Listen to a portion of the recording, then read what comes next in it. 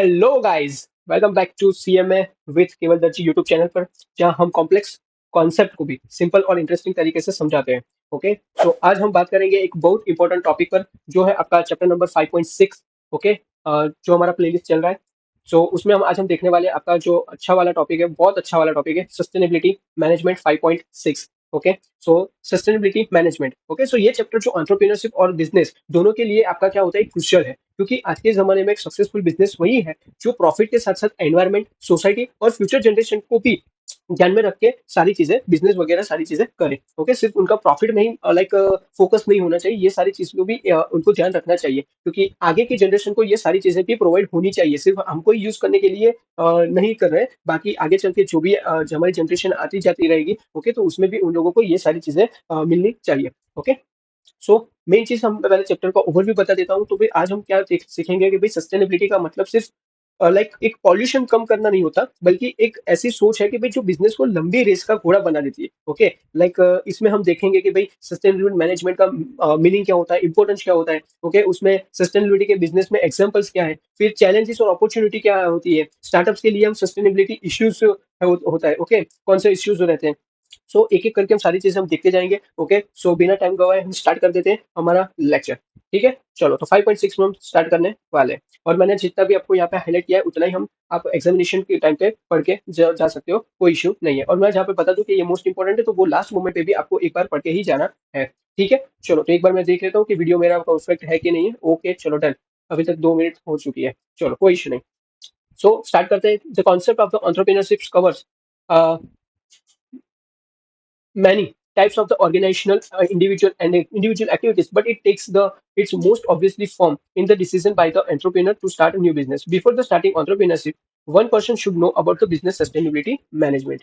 यानी क्या बोल रहा है कि भाई, ये बोल रहा है कि भाई एंटरप्रेन्योरशिप का कॉन्सेप्ट बहुत सारे एक्टिविटीज कवर करता है, बट लेकिन इसका सबसे क्लियर फॉर्म होता है कि है जब कोई व्यक्ति या कोई पर्सन नया बिजनेस शुरू करने का फैसला करता है। बिजनेस शुरू करने से पहले एंटरप्रेन्योर को सस्टेनेबिलिटी मैनेजमेंट के बारे में आपको पता होना चाहिए। ओके, सो मेन इसका मतलब क्या बोला कि भाई जब भी कोई नया बिजनेस आप स्टार्ट करते होते हो, ओके, तो उसके लिए सिर्फ आइडिया या तो फिर इन्वेस्टमेंट ही काफी नहीं होता। उस एंटरप्रेन्योर को ये भी समझना चाहिए कि भाई उसका बिजनेस एनवायरमेंट, सोसाइटी और इकोनॉमी पर कैसे इफेक्ट करेगा। ओके, अभी सपोज करो कि एग्जाम्पल यहाँ पे मैं देता हूँ कि भाई अगर कोई प्लास्टिक मैन्युफैक्चरिंग कंपनी स्टार्ट करना चाहता है, तो उसको ये सोचना होगा कि भाई वो कैसे वो प्लास्टिक के पॉल्यूशन को कंट्रोल करेगा, या तो ये उसको रिसाइकल मटेरियल का यूज करेगा। ओके, सो ये सारी चीजें भी उसको देखनी चाहिए। ठीक है, चलो, इतना आप समझ चुके होंगे। हम आगे देखते हैं। In the business, sustainability refers to doing a business without the negatively impact the environment, community और society as a whole. Okay, so main क्या बोल रहा है कि भाई ये एक तरह एक प्रॉमिस है कि भाई हमारा बिजनेस सिर्फ प्रॉफिट बनाने पर फोकस नहीं करेगा, बल्कि नेचर और सोसाइटी की भी केयर भी करेगा। जो मैंने हम स्टार्टिंग से बता दिया कि इस चैप्टर में हम यही सारी चीज देखने वाले हैं कि भाई हमारा प्रॉफिट पे फोकस ना होकर हमारा सोसाइटी एनवायरमेंट पे भी हमारा फोकस रहना चाहिए, उनको भी इम्पैक्ट ना हो वैसा हमको करना चाहिए। सो वो सारी चीजें आपने लॉ में भी पढ़ चुके होंगे। सस्टेनेबिलिटी वाला जो चैप्टर है वो लॉ, अपने लॉ एंड कॉर्पोरेट वाला है, तो उसमें अपने पेपर नंबर 13 में भी पढ़ चुके होंगे।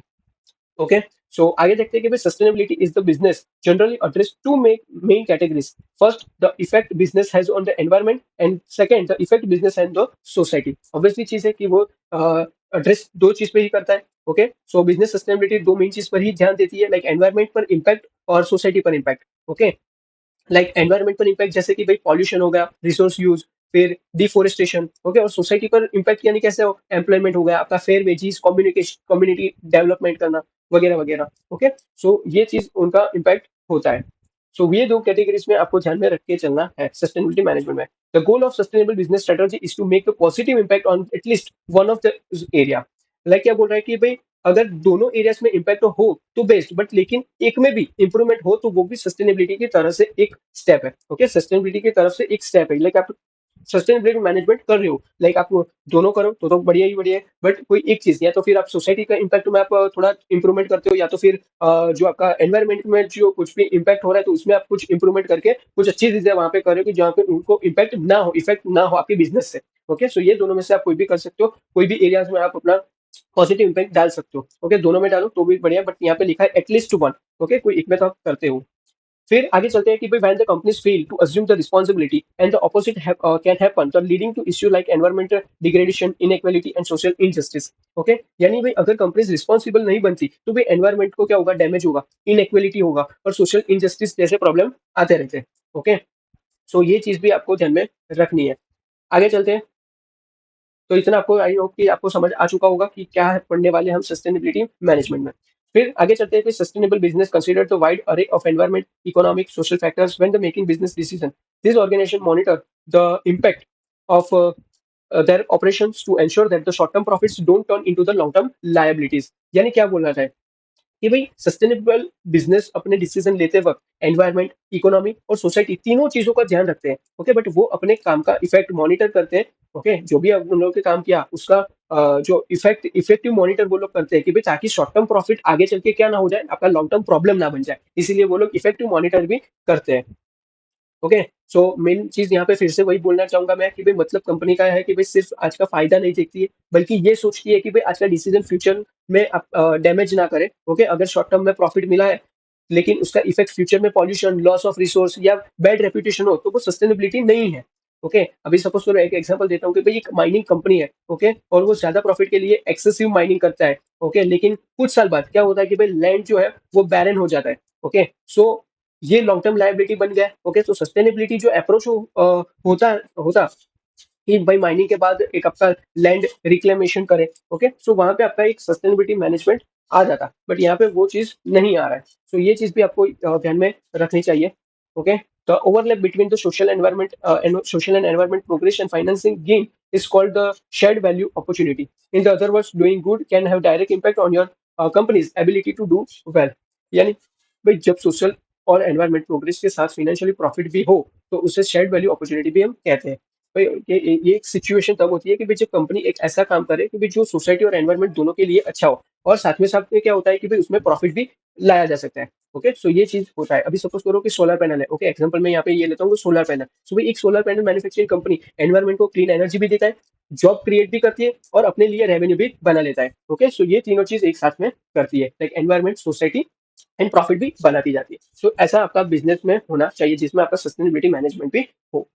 ठीक है, सो इन अदर वर्ड्स बात करें तो भाई doing good and can have a direct impact on your company's ability to do well. यानी भाई मतलब कि भाई अगर आप अच्छा काम करते हो लाइक सोसाइटी एनवायरमेंट के लिए तो भाई उसका सीधा फायदा आपका बिजनेस को भी होता है। ओके, जैसे मैंने आपको अभी सोलर वाला एग्जांपल दिया वैसे ही। आगे चलते हैं। भाई due to this opportunity it's clear why many business have adopted this practice, find out how to make your business more sustainable by the following this four steps, align your strategy and mission to create the shared value. Okay, अभी shared value आपको पता चल गया होगा। Okay, but हम direct हम बात करेंगे ये क्या बोलना चाह रहे हैं। तो भाई इसलिए बहुत सारे बिजनेस ने क्या किया है कि भाई सस्टेनेबिलिटी प्रैक्टिस अपना लिए। ओके, एंड अपने बिजनेस को ही सस्टेनेबल बनाने के लिए क्या किया है कि भाई कुछ स्टेप उन लोगों ने फॉलो करना होता है कि जो आपके स्ट्रेटजी और मिशन को भी शेयर्ड वैल्यू के साथ अलाइन करता हो। मतलब भाई सस्टेनेबिलिटी सिर्फ सोशल रिस्पॉन्सिबिलिटी नहीं है, बल्कि एक स्मार्ट बिजनेस स्ट्रेटजी है फिर जिसमें क्या होता है कि जो प्रॉफिट और पॉजिटिव इम्पैक्ट दोनों आपको देता हो। ओके, सो यहाँ पे सारी चीज एक बार बहुत सारी टाइम पे एक बार एक और एक चीज रिपीट होती जाएगी, क्योंकि मेन आपका जो चैप्टर का ओवरव्यू है मैंने बता दिया कि आपको मेन चीज क्या करना है, सिर्फ प्रॉफिट को आपको फोकस नहीं करना, प्रॉफिट के साथ आपको एनवायरमेंट एंड दूसरी सोसाइटी उस पर भी आपको ध्यान देना है। बस तो ये आप माइंड में चल के रहोगे पूरा चैप्टर में तो आपका पूरा चैप्टर इजीली कवर हो जाएगा। ओके, फिर आगे बढ़ते हैं examples of the sustainability in business. Okay, so first क्या था कि भाई using sustainable materials in the manufacturing process. Okay, so main क्या है कि भाई मैन्युफैक्चरिंग में एनवायरमेंट फ्रेंडली मटेरियल्स का यूज करना चाहिए। लाइक आपका फर्नीचर बनाते वक्त आप रिक्लेम्ड वुड का यूज कर सकते हो। ओके, सो ऐसा भी आप कर सकते हैं कि जिसमें आपका क्या हो सके कि भाई एनवायरमेंट फ्रेंडली मटेरियल का यूज हो सके। फिर optimize supply chain to reduce the greenhouse gas emission. Okay, like supply chain को ऐसा मैनेज करना कि भाई पॉल्यूशन आपका कम हो। ओके, सो वो भी आप कर सकते हो। फिर relying on renewable energy source to power facility. Okay, like factory या तो फिर ऑफिस से चलाने के लिए आप कोई रिन्यूएबल एनर्जी का यूज करते हो। ओके, अभी सपोज फॉर एग्जांपल के भी फैक्ट्री रूफ पर आपने सोलर पैनल लगा दिया तो वो रिन्यूएबल एनर्जी है और उसी से आप क्या करते हो अपना जो भी ऑफिस या तो फैक्ट्री है वो चलाते हो। सो वो भी आप कर सकते हो। स्पॉन्सरिंग आप कर सकते हो education fund for youth in local community में। ओके, लाइक लोकल यूथ की एजुकेशन के लिए आप फंड दे सकते हो, तो वो भी कर सकते हो। ठीक है, तो यहाँ तक आपका आई होप कि आपका क्लियर हो चुका है। बट ये लाइक आपके जो क्या बोलते हैं, एग्जामिनेशन पर्पज से यहाँ पे आपका कुछ भी इंपॉर्टेंट नहीं है। ओके, जो इंपॉर्टेंट है अब वो शुरू होने वाला है। ओके, सो यहाँ से आपकी सारी चीजें बहुत इंपॉर्टेंट शुरू हो जाने वाली है। Okay, sustainability management of business. Okay, ये भी एक बार इंपॉर्टेंट टॉपिक नहीं, इंपॉर्टेंट टॉपिक आएगा तो मैं बताता जाऊंगा। ओके, बट अभी इसको भी देख लेते हैं भाई। सस्टेनेबिलिटी मैनेजमेंट क्या है कि sustainable management economic production and the consumption that minimize the environment impact and maximize the resource conversion and the reuse. Okay, यानी क्या बोल रहा है कि भाई सस्टेनेबिलिटी मैनेजमेंट का मतलब है कि भाई प्रोडक्शन और कंजप्शन ऐसा करना जिसमें कोई एनवायरमेंट पर कम से कम नेगेटिव इम्पैक्ट हो और रिसोर्स का मैक्सिमम आपका कन्वर्जेशन और रीयूज हो सके। ओके, लाइक सपोज करो कि भाई एक फैक्ट्री वाटर ट्रीटमेंट प्लांट लगाती है जिससे पानी रिसाइकल होके दोबारा यूज हो। ओके, सो मेन चीज हमको क्या करना है कि हमारा जो भी रिसोर्सेज है वो मैक्सिमम हमारा यूटिलाइज हो, जितना हो सके उतना रीयूज हो। ओके, सो वो सारी चीजें हमको देखनी है। It takes the concept from the sustainability and synthesize them with the concept of the management। यानी कि सस्टेनेबिलिटी का आइडियाज को मैनेजमेंट के साथ आपको कंबाइन करना है। लाइक एक मैन्युफैक्चरिंग प्लांट में वेस्ट रिडक्शन पॉलिसी बनानी जो प्रोडक्शन प्लानिंग के साथ आपका इंटीग्रेट हो सके। ओके, सो ऐसे आपको इंटीग्रेट करके जाना है मैनेजमेंट के साथ। Sustainability has the three branches: environment, needs of present and future generation, and third one is economic। Okay, so sustainability के कितने थ्री मेन पिलर्स होते हैं, जिसमें आपका फर्स्ट हो गया एनवायरमेंट, सेकंड हो गया आपका प्रेजेंट एंड फ्यूचर जनरेशन की नीड्स, और आपका थर्ड देखना है इकोनॉमिक्स। अभी एक एग्जांपल मैं यहाँ पे लेता हूँ जिसमें आपका सारी चीजें कवर हो सके। एक बिजनेस अगर इको फ्रेंडली प्रोडक्ट्स बनाता है, ओके, सो वो हो गया आपका एनवायरमेंट रिगार्डिंग।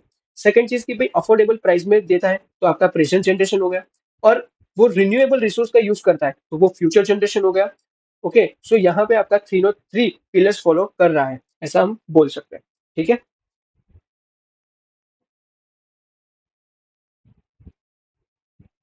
एंड ऑब्वियसली है कि इकोनॉमिक तो आएगा ही। ओके, क्योंकि बिजनेस भी आपका बढ़ रहा है उसके साथ। ओके, सो इकोनॉमी भी ऑब्वियसली आपका डेवलप हो जाएगा।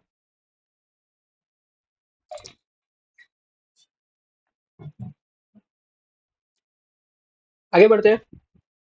Using these branches, it creates the ability of the system to thrive by maintaining economic viability and also the nourishing needs of the present and future generation by limiting resource depletion। यानी क्या बोल रहा है कि भाई इन तीन pillars का use करके एक सिस्टम ऐसा डिजाइन होता है कि भाई जो इकोनॉमिकल वाइबल हो और प्रेजेंट और फ्यूचर की नीड्स पूरी करे विदाउट रिसोर्स खत्म किए।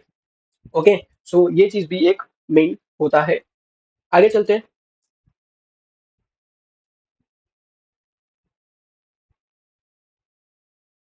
At this point of time, organizations are the increasingly concerned and aware of the sustainable aspect and the advantage that this can bring। Potter and the Kramer 2026। Okay, so क्या बोल रहा है इसमें कि भाई आज के समय में ऑर्गेनाइजेशन सस्टेनेबिलिटी के एस्पेक्ट और उसके उसके फायदों के बारे में ज्यादा एक कॉन्शियस हो गई है। ओके, लाइक कैसे, तो भाई कंपनी समझ रही है कि भाई सस्टेनेबिलिटी सिर्फ एनवायरनमेंट के लिए नहीं बल्कि बिजनेस ग्रोथ, ब्रांड इमेज और कस्टमर लॉयलिटी के लिए भी बेनिफिशियल है। ओके, अभी एग्जांपल यहाँ पे लेता हूँ भाई यूनिलीवर। ओके, आपने सुने होगा हिंदुस्तान यूनिलीवर ने अपनी सप्लाई चेन में sustainable farming okay practice adopt किया, जिससे उनके ब्रांड का एक ट्रस्ट बढ़ चुका है। ओके, सो ये एक अच्छा एग्जाम्पल मुझे लगा तो मैंने आपको बता दिया। Although this the perception and the focus of sustainability management are traditional addressed in the large company industry organization, this reality of the incorporating the sustainable aspect is becoming increasingly important and practiced by the companies all size, such medium and small companies। Hulbert stand and Johnson 2014 में इन्होंने बोला था। Like क्या था कि भाई वो क्या बोल रहे थे कि भाई पहले सस्टेनेबिलिटी का फोकस मेनली बड़ी कंपनीज पर होता था, बट लेकिन अब मीडियम और स्मॉल कंपनीज भी इसे अपना रहे हैं। ओके, लाइक पहले सिर्फ क्या होता भाई एमएनसी ही सस्टेनेबिलिटी इनिशिएटिव लेते थे क्योंकि उनके पास रिसोर्स थे। ओके, बट अब छोटी कंपनीज भी क्या करते हैं कि भाई सस्टेनेबिलिटी अडॉप्ट कर रही है क्योंकि कस्टमर्स और इन्वेस्टर दोनों एक्सपेक्ट करते हैं। ओके, लाइक अभी सपोज करो एग्जांपल कि भाई एक local bakery compostable packaging use कर रहा है। ओके, ये छोटी कंपनी भी होते हुए भी क्या कर रहा है सस्टेनेबल अप्रोच में है। ओके, कि जिससे आपका सोसाइटी में लाइक और एनवायरनमेंट में भी इम्पैक्ट उनका ना हो। लाइक अच्छा आप इंप्रूवमेंट कर रहे हो वन टाइप ऑफ। ओके, कि आप कुछ अच्छी चीजें प्रोवाइड कर रहे हो सोसाइटी और एनवायरनमेंट को भी। ठीक है, अभी अब 5.2.6 challenge and opportunity of the sustainability हम पढ़ने वाले। ओके, सो ये मोस्ट मोस्ट इंपॉर्टेंट टॉपिक है आपकी एग्जामिनेशन के लिए। ये आ सकता है क्योंकि 9 पॉइंट्स है तो 7 मार्क्स के लिए ये टॉपिक आ सकता है, इजीली आ सकता है कि आपको बोल देगा कि आपको बताओ कि भाई सस्टेनेबिलिटी चैलेंजेस एंड अपॉर्चुनिटीज क्या क्या है। ओके, सो एक एक करके हम इसको डिफाइन करते जाते हैं। ओके, ये क्या क्या चीज है। First, the challenge is to find new ways of the capturing values and income streams. Okay, but it is also an opportunity to create the service led business models rather than product oriented ones. यानी क्या बोल रहे हैं भाई, challenge है नए तरीके ढूंढना जिससे वैल्यू और इनकम आए। अपॉर्चुनिटी है प्रोडक्ट बेस्ड मॉडल की जगह सर्विस बेस्ड मॉडल क्रिएट करना। यहाँ पे एग्जांपल मैं लेता हूँ कि भाई प्रोडक्ट सेल करने के बजाय आप क्या कर सकते हो कि भाई मेंटेनेंस सर्विस दे सकते हो। ओके, देना जैसे कि कोई कंपनी एसी बेचने के साथ एनुअल मेंटेनेंस कॉन्ट्रैक्ट भी आपको बेचती है। ओके, सो ये आपका एक क्या हो सकता है, एक आपका चैलेंज एंड अपॉर्चुनिटी बन सकता है। फिर चैलेंज क्या है कि भाई develop sustainable product portfolio via design for the environment strategy, but it's also an opportunity to use biomimicry dematerialization and the cradle to cradle thinking in the product development. Okay, so क्या बोल रहे हैं यहाँ पे कि भाई यहाँ पे चैलेंज है कि भाई एनवायरमेंट फ्रेंडली प्रोडक्ट्स का पोर्टफोलियो बनाना, बट अपॉर्चुनिटी क्या है उसमें कि भाई एडवांस स्ट्रेटजी जैसे कि आपका बायो मिमिक्री, फिर डीमेट्रिलाइजेशन और कार्डल टू कार्डल यूज करना। ये सारे टॉपिक्स के इंडिविजुअल मैं बातें नहीं करने जाऊंगा, वरना बात करने जाएंगे तो शायद वीडियो का जो आवर्स है वो भी बढ़ जाएगा। ओके, बट आपकी एग्जामिनेशन पॉइंट ऑफ व्यू के लिए जितना है उतना आप पढ़ो तो बहुत अच्छी बात है, और आपको लगे कि भाई मुझे इसका मीनिंग जानना है तो आप गूगल पे भी ये सारी चीज आपको सर्च करके आप जान सकते हो। ओके, बट मैं यहाँ पे आपको सारी चीजें बताने नहीं जाऊंगा क्योंकि आई नो कि आपको फिर से मैं याद दिला दूं कि ये आपका क्या है कि भाई एक क्या होता है फास्ट ट्रैक बैच जैसा है। ओके, कि जिसमें मुझे सारी चीजें कवर नहीं करवानी है, मुझे मेन मेन कवर करवानी है, बट फिर भी मुझे लगता है तो मैं एक एक लाइन पे मैंने अभी से मैंने जितना भी पढ़ा है वो एक एक लाइन से पढ़ा है। ओके, फिर भी मैं आपको वैसा ही आपको कंटेंट दे रहा हूँ जैसा लोग फ्रेश बैच में देते हैं, रेगुलर बैच में देते हैं। ओके, फिर भी मैं यहाँ पे आपको बता के जाऊंगा कि भाई क्या क्या होता है। ओके, सो मेन चीज क्या है, आपको मैं एग्जाम्पल देता दूँ कि भाई बायोमाइक्री जो बायो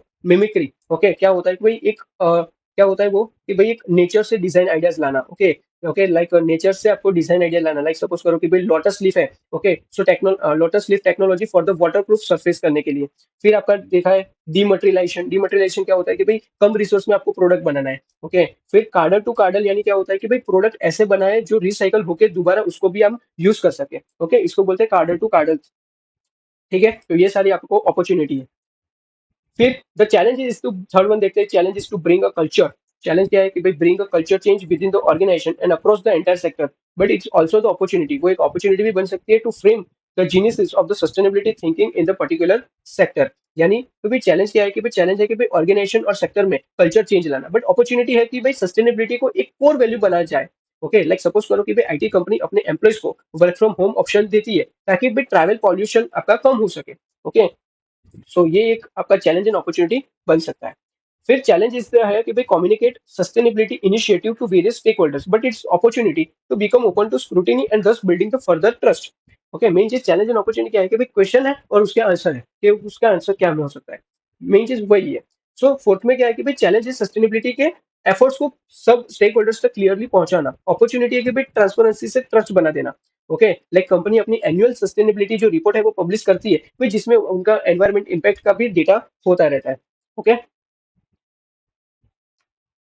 फिर challenge is the compliance with the disclosure norms and standards, but is also an opportunity for innovative technologies and the frugal engineering. Okay, so main चीज क्या है कि भाई चैलेंज है कि भाई आपको लॉज, आपका नॉर्म्स और स्टैंडर्ड्स आपको फॉलो करना पड़ेगा, बट अपॉर्चुनिटी है कि भाई नई टेक्नोलॉजी और लो कॉस्ट इंजीनियरिंग आपको अडॉप्ट करना पड़ेगा। ओके, सो ऑटोमोबाइल कंपनीज आपका BS6 एमिशन नॉर्म्स फॉलो करने के लिए आपका क्या होता है क्लीनर इंजन टेक्नोलॉजी बनाती है। ओके, सो वो चैलेंज और उसका जो भी आपका क्या अपॉर्चुनिटी है। फिर challenge is to define industry specific metrics and necessary tools to measure and improve. And the opportunity is to forge partnership with the players that once were outside the scope of enterprise thinking. Okay, यानी क्या बोल रहे हैं कि भाई आपका six में बोल रहा है कि भाई आपका जो चैलेंज है वो इंडस्ट्री के लिए स्पेसिफिक मेजरमेंट टूल बनाने का है, बट उसका अपॉर्चुनिटी है कि भाई नए पार्टनर्स के साथ काम करना जो पहले एंटरप्राइज नेटवर्क में नहीं थे। ओके, सो वो एक है। फिर आगे देखते हैं सेवेंथ में कि भाई challenge is to create the environment accounting balance it because of its complexity with lot of grey areas in between. And opportunity क्या है कि भाई understand your forms negative as well as positive external impacts. Okay, तो main चीज क्या है कि भाई चैलेंज किया था कि भाई एनवायरमेंट अकाउंटिंग सीट बनाना काफी कॉम्प्लेक्स होता है, बट अपॉर्चुनिटी है कि भाई आपने सपोज करो कि बना दिया। ओके, सो आपको बिजनेस में आपका पॉजिटिव और नेगेटिव इम्पैक्ट आपको समझने में इजी हो जाएगा, वो अपॉर्चुनिटी है। ओके, फिर चैलेंज क्या है कि भाई to incorporate sustainable behaviour into employee compensation, और अपॉर्चुनिटी क्या है inevitable cultural change. Okay, like क्या बोला कि भाई आपका चैलेंज है कि भाई एम्प्लॉय के सैलरी बोनस में सस्टेनेबिलिटी परफॉर्मेंस को इंक्लूड करना, और अपॉर्चुनिटी क्या है कि भाई कल्चर चेंज लाना। ओके, लाइक सपोज करो कि भाई सेल्स टीम का bonus party partly sustainable targets meet करने पर ही बेस्ड हो। ओके, सो आपका जो चैलेंज है वो लाइक आपका चैलेंज क्या था कि भाई आपका एम्प्लॉयज का सैलरी बोनस में सस्टेनेबल परफॉर्मेंस वो भी हुआ। ओके, और आपका जो अपॉर्चुनिटी क्या था कि भाई कल्चर चेंज लाना, तो वो भी कर दिया कि भाई आप सस्टेनेबिलिटी एक टारगेट मीट करोगे तभी आपको क्या मिलेगा, आपके सेल्स टीम को एक बोनस मिलेगा। ओके, सो वो अपॉर्चुनिटी है। फिर challenge is to get the supply chain on the board to change towards more sustainable business practice. The opportunity is the future value generate because of the cascade effect. यानी क्या बोल रहा है, भाई challenge है अपने सप्लायर्स को sustainability practice follow करने के लिए कन्विंस करना, और अपॉर्चुनिटी है कि भाई पूरा नेटवर्क में पॉजिटिव चेंज लाना। ओके, सपोज करो एग्जांपल यहाँ पे देता हूँ कि भाई एप्पल अपने सप्लायर्स को रिन्यूएबल एनर्जी अडॉप्ट करने के लिए इंकरेज करता है। ओके, सो यहाँ पे आपका चैलेंज और अपॉर्चुनिटी दोनों मीट हो रहा है।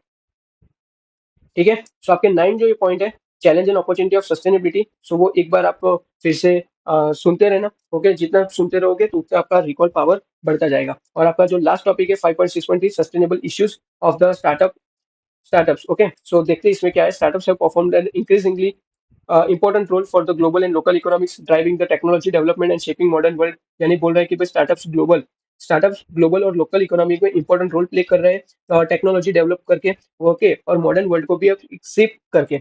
लाइक एग्जांपल आप मैं तो बताऊं कि आपका ओला है, जोमेटो है, वो जैसे इंडियन स्टार्टअप्स ने इंडस्ट्री का शेप बदल दिया है, पूरा चीज बदल दिया है। ओके, सो ये एक मोस्ट इंपॉर्टेंट टॉपिक है।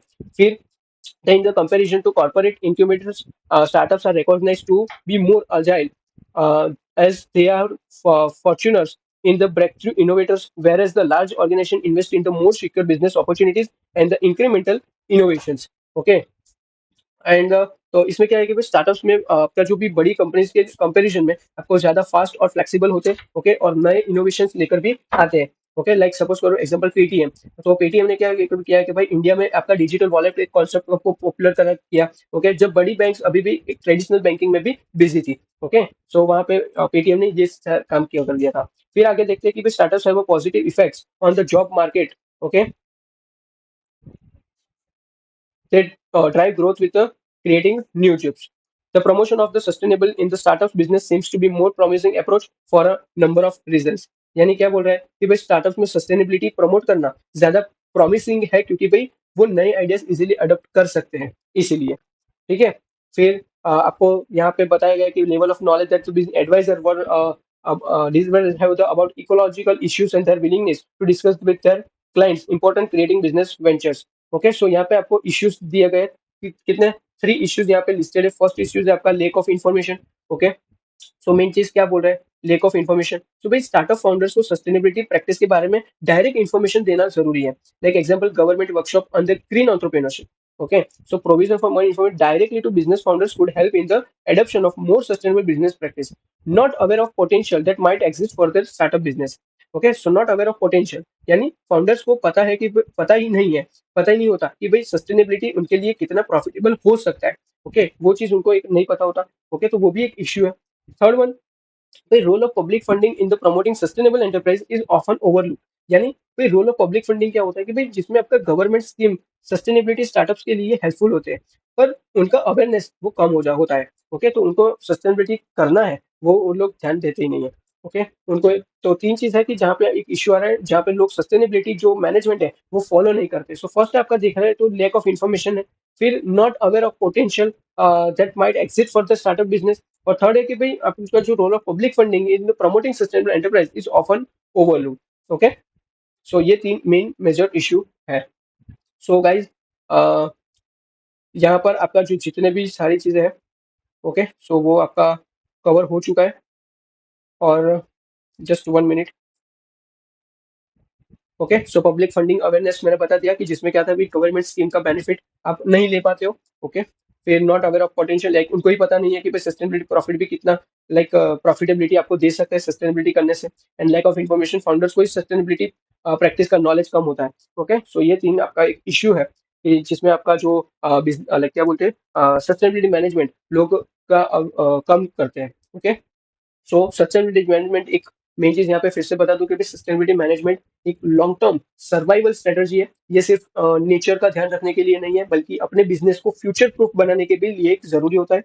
अगर आप एंटरप्रेन्योर हो या तो फिर बनना चाहते हो, तो अपने बिजनेस प्लान में सस्टेनेबिलिटी को एक इंटीग्रल पार्ट बनाना। ओके, क्योंकि फ्यूचर वही जीतेगा जो कि प्रॉफिट के साथ प्लानेट और पीपल का भी ख्याल रखेगा। सो ये सारी चीज आपने लॉ में भी देखा, सीएफआर में भी देखोगे। ओके, और यहाँ पे भी आपने देखा। सो आई होप कि आपको ये लेक्चर अच्छा लगा होगा और आपने ये चीज आपको पता भी होगा, ऑब्वियसली है। ओके, सो मेन चीज कि आपके दोस्तों के साथ ये वीडियो शेयर भी कर देना, और वीडियो में लाइक और कमेंट, आपको कोई भी इश्यू है तो कमेंट भी आप कर सकते हो। ठीक है, सो मिलते हैं हम अगले चैप्टर में, अगले एक नए उत्साह के साथ, नए जोश के साथ। ठीक है, तब तक के लिए ta-ta, bye bye and thank you so much.